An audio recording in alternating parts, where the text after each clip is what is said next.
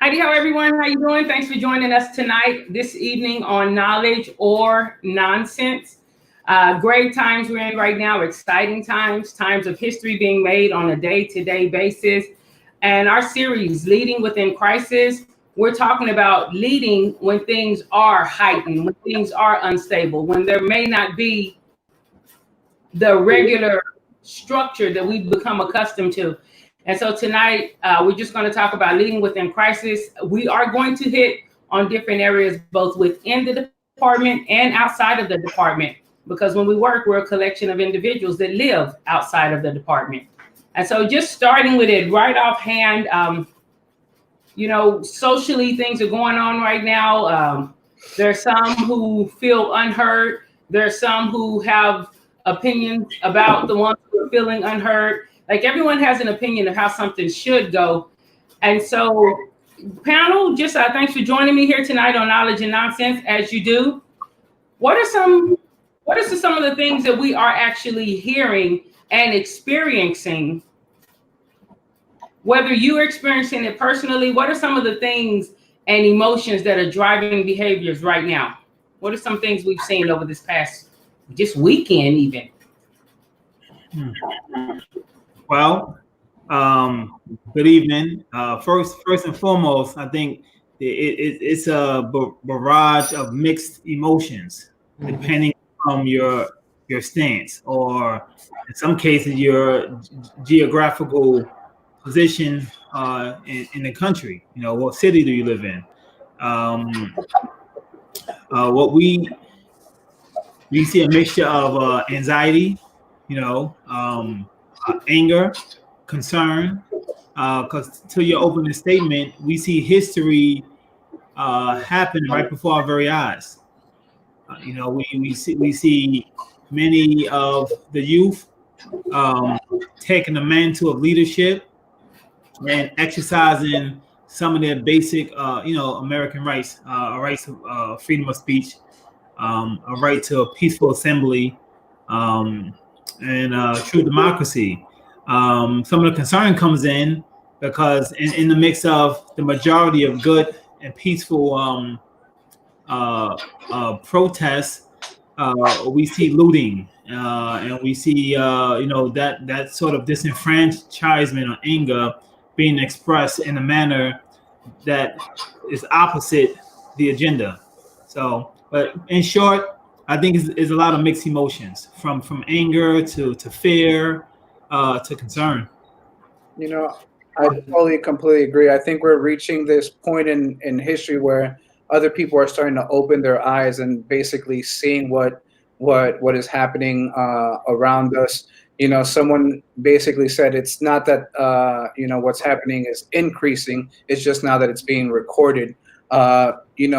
Empathy is now starting to play a major factor, because now you're seeing it on screen. Now you're able to, people that were blind to it, that people that were making excuses to it are starting to basically wake up and see that this has been going on for a long time, and it's something that just even in the workplace it also reflects. One department is completely blind to the struggles and the obstacles that you're facing unless you're able to basically step in those shoes and really be able to experience or witness or what it is that you're going through. So now I think we're all those that are willing to open up and really open their minds to it are seeing how collectively we are going through a struggle, this fight, just basically to basically equal out the playing field for everyone, and hopefully everyone sits at the table and we could all work at this together and move forward. There's a quote that Benjamin Franklin wrote, and it said, "Justice will not be served unto those who are unaffected are as outraged as those who are." And with what's going on, like Dwayne and Danny both said, it's been an eye opener. And as I said on Saturday, I've been around for a long time, so there's a lot of things that I've seen, and unfortunately, we've been brushing things under the rug far too long, and had things been addressed earlier, I don't think we would have gotten. Pretty sure we wouldn't have gotten to this point. But I mean, I know history was already written. History is already showing itself, and the future was already written. So things happen, I believe, when they're supposed to happen. And unfortunately, Mr. Floyd George is the cause that brought all this to the head that it's at. And so unfortunately, he'll go down in history this way. But I just, I pray that his life does not go in vain, and that we're able to, as a nation, understand and start to heal, and start to respect and appreciate the difference in others. Yes, sir. I was just gonna say, I love that. I love what everyone has said. Danny, I love that, how it definitely ties right into how we operate intradepartmentally and interdepartmentally within even medical facilities, because everyone does think their job is the hardest, like they're doing the most work. Their crisis is the biggest crisis because it's what they are dealing with. And many people say, if you walk, one of the things people say is, hey, come down and see what goes on in sterile processing. And for the people in the OR, sometimes in sterile processing can go up and see a procedure, like you're able to see something from a different perspective. And so, yes, history is being challenged on areas where it may have had tunnel vision or a more narrow mindset than it was aware of, than people may be aware that they have. So definitely we don't. Go ahead, Lorraine. I'm sorry. And Shannon, what I was going to say, a very valid point about looking at things from anti-tunnelistic view, right? You can just imagine that OR nurse or SPD, or in real terms, the police officer and the protester, right? They could just switch roles. You have plenty of good police officers who join these forces in the country to, uphold the laws the right way, period. Then you got some that have hidden agendas, but just imagine the mindset of those officers who are out there afraid, who are out there thinking, how did I get to this place? So I reminded some friends of mine that this isn't about race. It's not about black versus white. This is truly, in the pure sense of the word, those who have problems with other races and those who do not, those who can live cohesively with neighbors, and those who don't seek ownership over everything. I think what was telling to me today, I was looking at the list of some of the global protests around this cause. There's so much symbolism around this cause. So from just going to read the list real quick.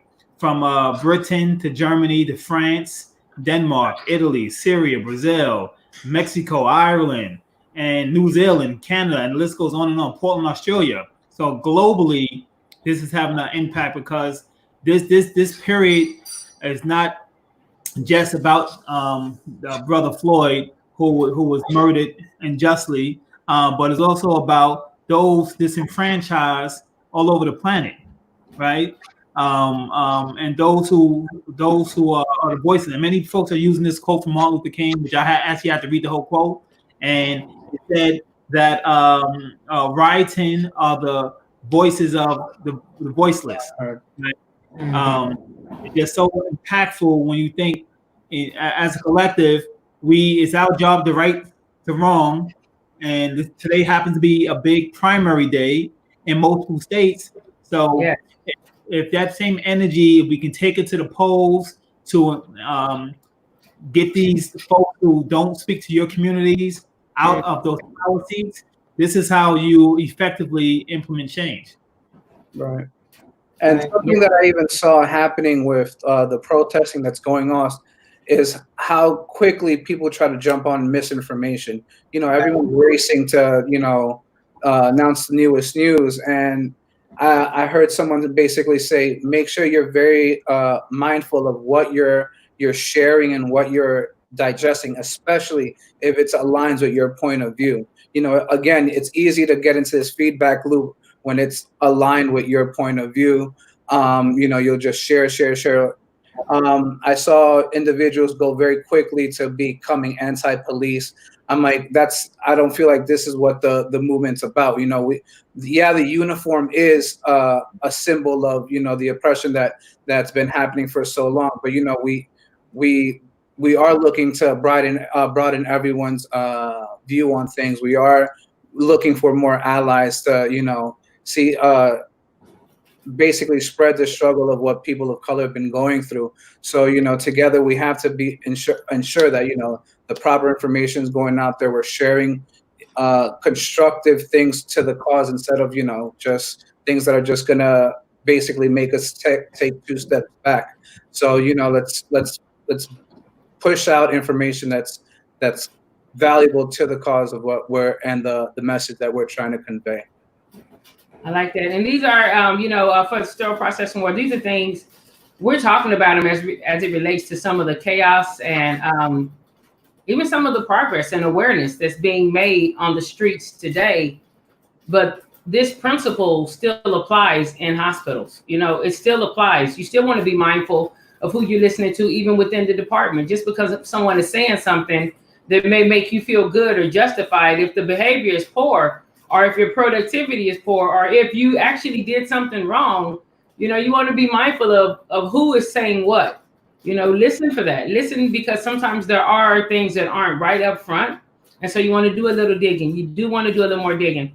And so today, guys, we have Karen Cherry, Master's, CRCST, CER, dynamic subject matter expert within sterile processing, author, multiple author, like not just one book, but more. LaWayne Perkins, president of CS Assist, the #1 resource online for anything that you need regarding CS Assist, everything from policies and procedures to preparing yourself for mock surveys. Danny Vasquez, CRCST, CIS, CHL, subject matter experts, bringing his intellect and expertise to help facilities nationwide.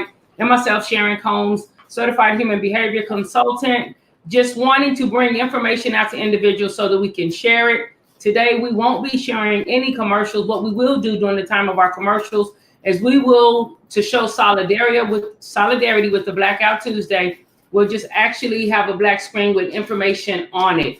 So if you want to register to vote, if you're not registered, if you want to know where the primaries are starting, things like that, we want to be able to use that time to give information that can help people be in position to effectively affect the change that we want to see. And so, again, still leading within crisis. We want to talk about some things because even though there may be crisis going without, some of us are experiencing crisis within our facilities because the volumes are going up now, up. And even as the volumes are going up, you have limited resources because things have been cut. So what are some ways that we can do more with less? Because that's a crisis for some people. Your volumes go up. Now they're having the cases. Now you don't have the same amount of staff members to address the productivity that's needed. What are some ways people can lead throughout crisis there? Well, for one, Karen, go ahead. You want to lead us off? I was just gonna say you need to be transparent. We've talked about that, and that is something that's truly important.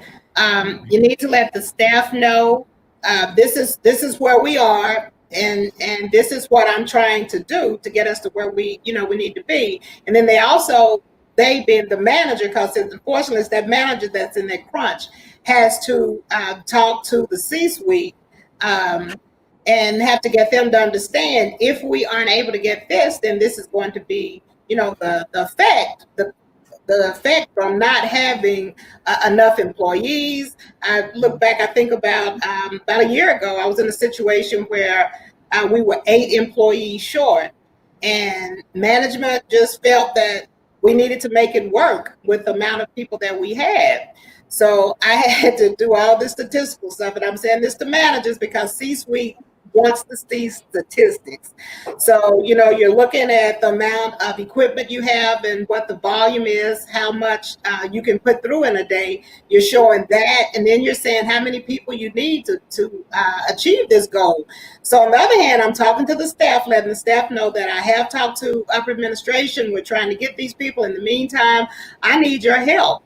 And by being transparent, letting them know this is where we are. we need 20 people. We need 20 people to support today's volume. We only have 15 people scheduled. I'm gonna need some overtime. And it was humbling how many staff actually stayed to help with the overtime. But that has to be, like I said, a short-term period with a goal in mind to get that accomplished. And then as managers, we need to be out there with them. We don't need to show up at 8 o'clock, 9 o'clock, and go home at 2 o'clock, 3 o'clock. We need to be out there leading the troop. Mm-hmm. Very very valid, Karen. I was going to share that we need to also utilize our resources wisely, right? So this makes some people uncomfortable. Some folks on first shift can't handle that fire that comes with first shift. They just don't have the wind speed. Their laces may be too loose. Folks on second shift who are not necessarily great on ortho trays, you need to form your teams. Put your best foot forward. These are some of the common areas that we can soar in really quickly. You have a select group of people who are in love with those vascular trays. This is the time to let them stay in love with those vascular trays. Get your newbies. You'll have to train them later, once the volume picks back up. The worst thing we can do right now is to have a increased error rate. And any one error is going to be a major scar against you. Because keep in mind, during this down time of no cases, you also have fewer errors by default, right? You have fewer errors. So now that the floodgates are open back up, more volume, more potential errors. So before you get that increased error rate, put your power brokers where they're comfortable at for a short period until you can stabilize operations, until everyone can get their feet back in the game, their head back post-COVID, and to rebalance their situation. Hey, I like that. I want to switch it up just a little bit. I want to ask a question. I can see some watch parties going on that actually we don't have the comments in us, but the watch party has the comments. And so somebody asked, why is Karen smiling? Because she's happy. Yay, smile for him. I'm trying to see the name. Oh, it's Michael Burnett. Thanks, Michael, for watching. Please feel free to share this video. One of the things I want to ask, one of the questions says, has the protest outside impacted your workplace? And so I want to ask that question, and I want you to know the follow-up question I'm going to ask. As a leader, how do you navigate with someone you work with, as far as another overseer of another department that is an outlier of yours, when they make a comment that is ignorant, for lack of a better word, whether ignorant just based on them not having the knowledge, or ignorant based on them just trying to be funny, but it's not. So, two-part question there. Has the protest impacted your workplace? Has it impacted accounts within sterile processing? And for those of you all who are listening, feel free to put a comment on and let me know if it's impacted where you are. And as a leader, as a consultant, as a supervisor, how do you handle it when someone you report to or someone who's in a position of authority says something that affects you? Like, because everyone's talking about the protest and people have different things to say. And some of it, if you're not emotionally aware, it could be volatile. So that's a two-part question. Anybody want to jump in? And please, let's be real. Yeah. We don't want to be rude, but we want to be real, because people need real information to be successful and to sustain through what we're going through right now. We're in a real place in America. Absolutely. Some actual quotes. What we see is happening is something extremely unique. We're not, as a society, we're not only dealing with COVID, we're also dealing with this unrest happening in our communities. And, that's going to drive up emotions no matter where you stand in everything. It's going to make people more emotional. And then something that Ms. Cherry was touching on earlier, you want to increase communication, you want to increase visibility, but then, you get into these big groups, but there's always that one person that's quiet, that doesn't want to say anything during the meeting, but then as soon as the meeting's over, they have so much to say. So it's good to have that clear, concise, and consistent message that you're putting forward. And you as a leader have to show that what's acceptable and what's not acceptable at the workplace. You know, everyone's entitled to their opinion, everyone's entitled to their thoughts. But if someone says something ignorant, something that can offend someone, you want to give the benefit of the doubt first. And that's always something I feel. Use this as a teachable moment. Take them aside after the meeting and try to see where exactly is it they're saying. Are they do they feel that way because they're just completely blind and don't want to change their point of view, or do they not necessarily know or empathize with that other point of view? So if a moment comes where there is like an ignorant statement, use it as a moment just to try to open their eyes and make a teachable moment. But you know, not everyone wants to get on the bus, but what I always say, if you don't want to get on the bus, you're going to get left behind eventually. So if they're going to become basically a rock in the shoe to your movement, then you have to address it. You have to take the rock out of the shoe so you can keep marching forward. And whether that has to lead to disciplinary actions, it depends on what exactly it is they're saying. Are they offending other people? Is it something that is hurting other people? Is basically silencing other groups and thoughts? It's a lot to consider, but I always say give the benefit of the doubt and try to address it and use it as a teachable moment. That's good. That's good. I believe, Sharon, I'm sorry for cutting you off. Many go ahead. I'm going to ask you questions. We're rapid fire today. Many of us are going through some of the multiple stages of grief right now. And it was extremely impactful when I saw the Aubrey tape, right? I actually had to pull over and I began to cry like a baby because how that resonated with me was, wow, you can see someone's innocence being snuffed out, right? And being taught, how I was taught, you always speak truth to power, always. And speaking that truth to power doesn't have to come off in an aggressive manner or an assertive manner. You have to know your audience. Not all of the folks you're speaking to can understand or comprehend the full message. So you have to meet them where they are. I spoke to some colleagues who are in healthcare in some of the big cities, and many can agree that they're not necessarily with all the looting. They do understand the message, but not with the looting.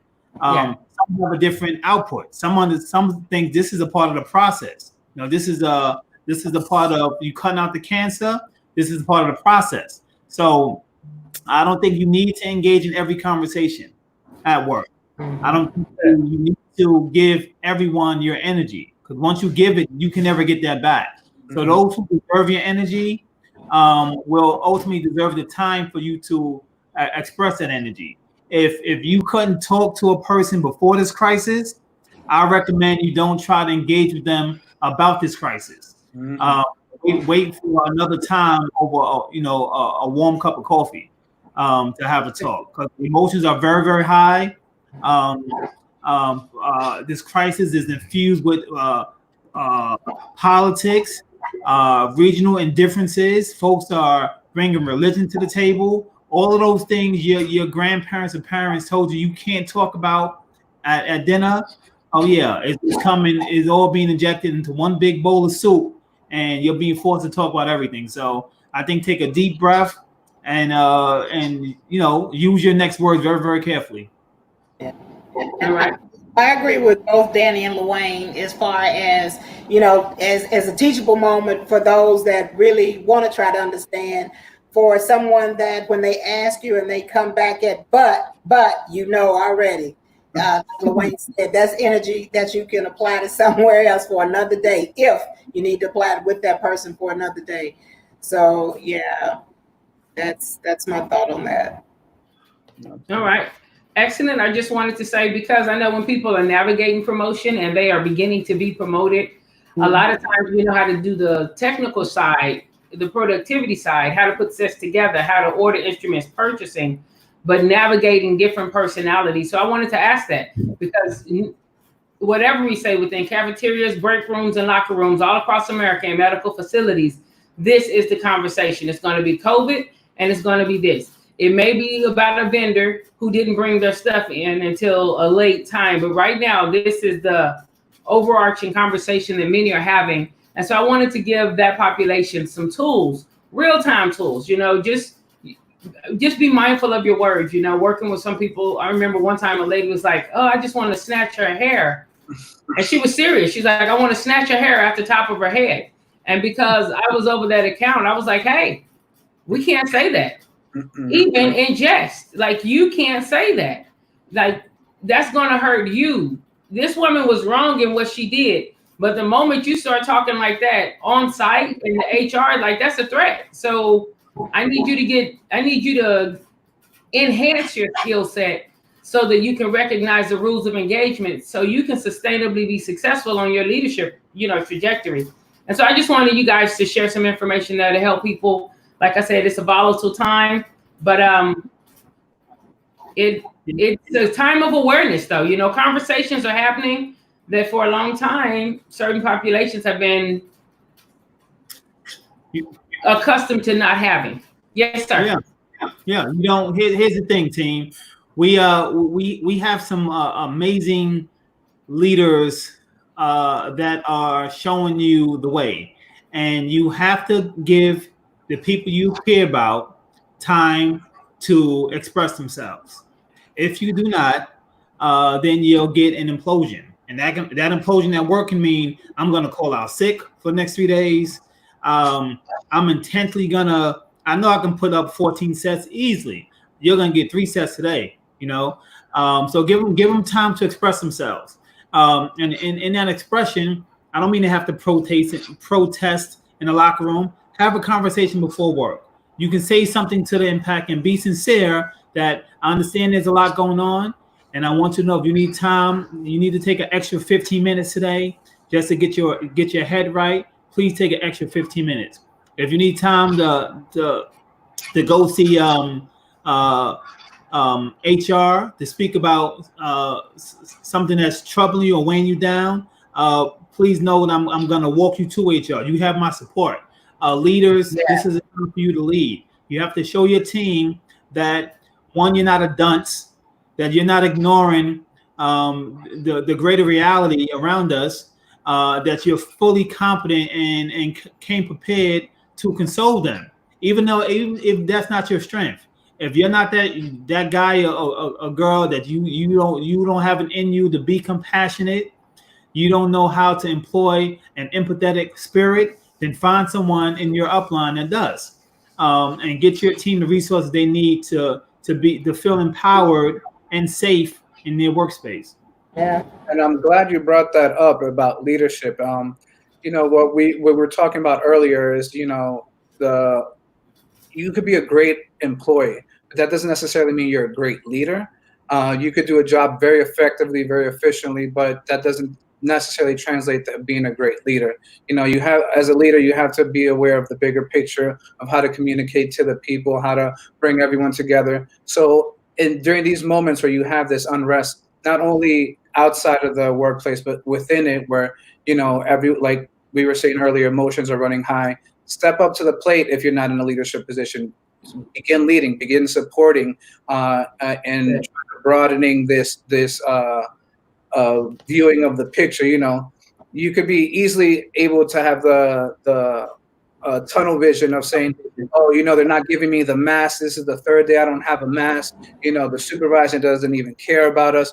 Meanwhile, the supervisor's been, trying to argue with the C-suite all week about trying to get this mask, trying to get more people. So at this moment, try to enhance communication, build on communication, be that facilitator, that liaison between the staff and leadership. Step into these leadership roles, because this is what's going to be remembered after the dust settles, of who basically stepped up to the plate, not necessarily to pout and cry in the corner, but basically to help us move forward. Excellent.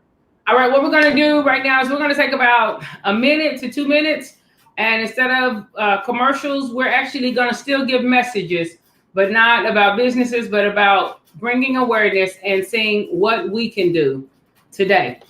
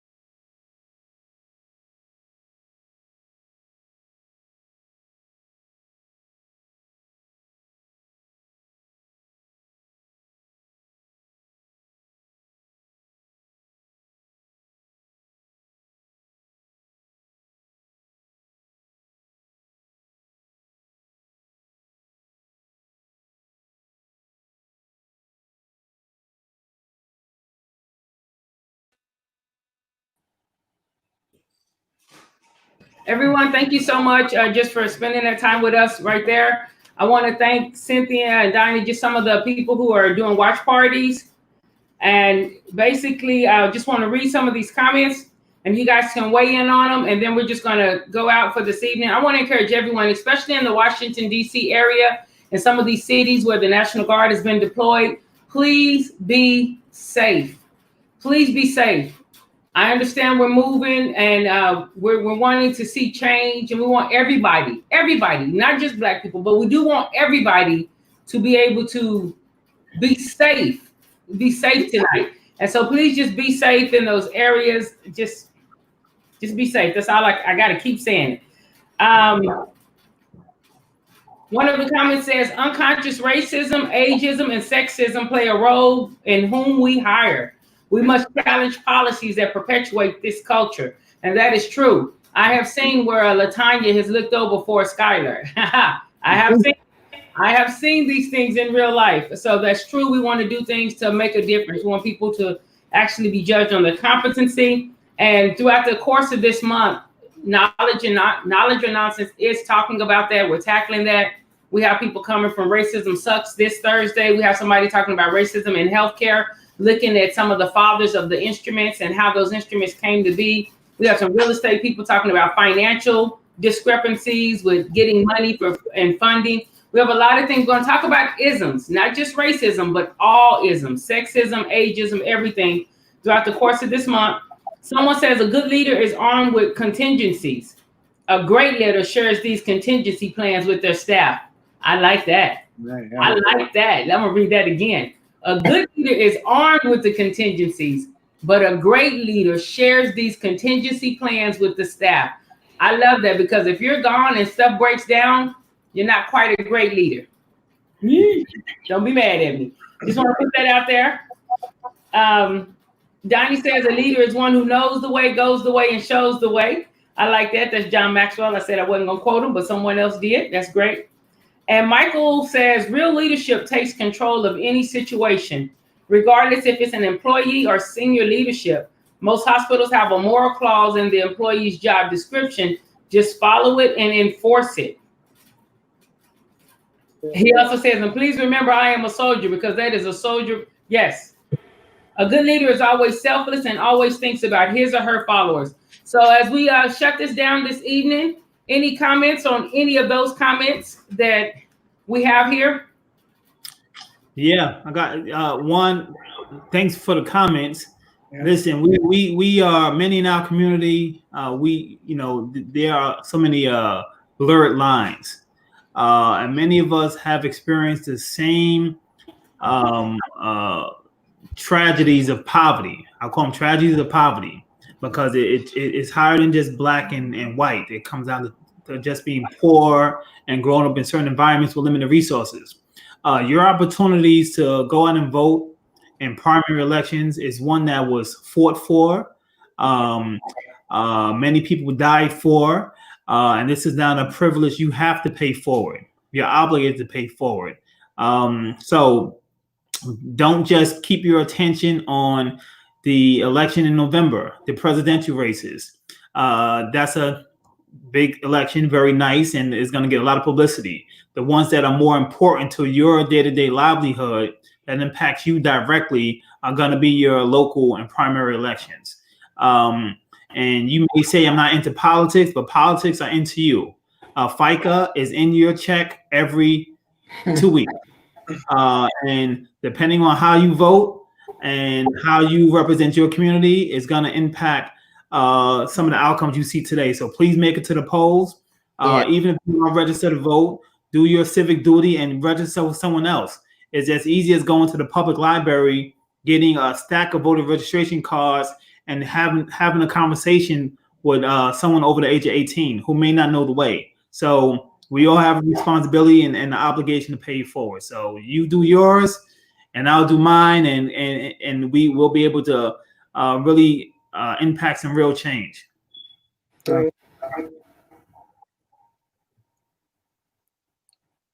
Is that it? Yeah, I co-sign with that voting thing. I mean, history, all the people that have died because that was that important to them. You know, again, I'm big on not letting somebody's death be in vain, and it's important. I mean, we live in this world, and we have a voice. We have a right for our voices to be heard. So get out there and do your part. And like that first comment said, we all are dealing with a bunch of isms out there. Even like a personal story of mine, even my dad basically said, I'm giving you the middle name Mason because, you know, sometimes in your resume, you might not want to put your last name on there because, you know, there's a lot of people out there that don't want to give that hearing ear out there that don't want to give you a fair chance, you know. And even as me as a young leader, you know, being one of the youngest leaders in New York City at the largest trauma center in New York City, it was hard to sit at that table with, you know, people double my age and to be taken seriously of what I was basically sharing and how I was willing to build and my ideas of moving forward. It's hard to sit at the table, but sit at the table. I always say, don't sit at the background. Don't, you know, stand by the door. Sit at the table. Move forward always. That's good. Yeah. Yep. Absolutely. Well, thanks so much for joining. Again, everybody be safe. Everything rises and falls on leadership and how you as a leader approach, respond, and develop after you've done a response, what you put in place after that, as far as whatever you're going to implement or the follow through on it. How you do those things has a direct impact and effect on morale, on further activity, and on secondary responses, which, you know, people say they're mad. Sometimes that's a secondary response from hurt, disappointment, you know, from things being overlooked. And so then we have the anger. So you as a leader, everything rises and falls on leadership. Yeah, there's personal responsibility, but as leaders, we have to take that first and primarily so that we can impact those around us. Guys, be safe this evening. Please register to vote. Please don't be that voice that says there's no sense in voting. It don't matter anyway. Stop that. Stop that. That's immature at its best. So stop that. And I make no apologies for saying that. Stop saying that. Go vote. Get up and go vote. Get up and go vote. Somebody was going to give you $200, $2,000, $20,000 if you would go and do this. Go and vote. You may go and do it. Please recognize that when you go vote, you're making a direct impact on your finances, on your health care, on your community ordinances, on who gets to say who goes to school where. Do not just only be like, I'm gonna vote for the president. Go and vote, be involved. If you're upset about what the coroner said, look at who put him in position, okay? And begin to do votes on that level. Y'all have a great day. God bless, be safe. Again, we're not gonna do any commercials as we go out. We're just gonna go out and I'm gonna put this thing up here so everybody can know where they can go to vote, to be sure that you are registered to vote. All right, have a great day. All right, Thank you. Thank you. You too.